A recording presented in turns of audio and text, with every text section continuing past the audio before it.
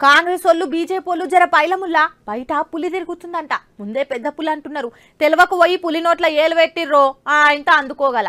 ఆగో పులొస్తే చిన్న పోరగాళ్ళు పైలం బయటికి రాకుండ్రని చెప్పాలి గాని లీడర్లు పైలం అని చెప్తుండ్రేందని పరేషాన్ కాకుండ్రి. వచ్చింది చిన్న పోరగాళ్ళని పట్టుకుపోయే పులి కాదు, పొలిటికల్ పులి. ఏందో మరి షేర్ వచ్చింది, బబ్బర్ షేర్ అనుకుంటా గల్లా ఎగరేస్తున్నారు బీఆర్ఎస్ వాళ్ళు.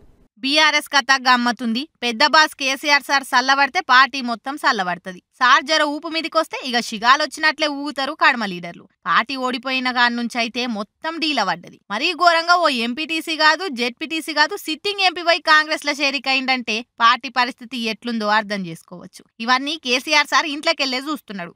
నిన్న మొన్న కొంచెం నడవలేకపోయింది కానీ ఇప్పుడైతే మంచిగానే నడుస్తున్నట్టుండు.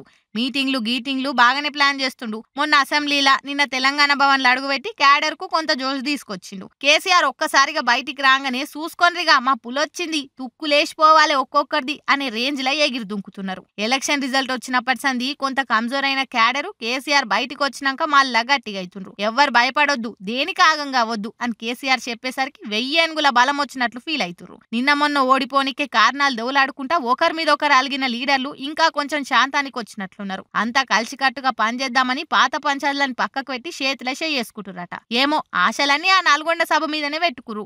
సార్ అక్కడ మాట్లాడే మాటలతోటే పార్టీ ఇంకింత లేస్తదనే నమ్మకంతోనున్నారు. కాంగ్రెస్ వాళ్ళేమో మీ వాళ్ళని సభకు రానియమని హెచ్చరిస్తున్నారు. ఎట్లెట్లయితుందో చూడాలిగా.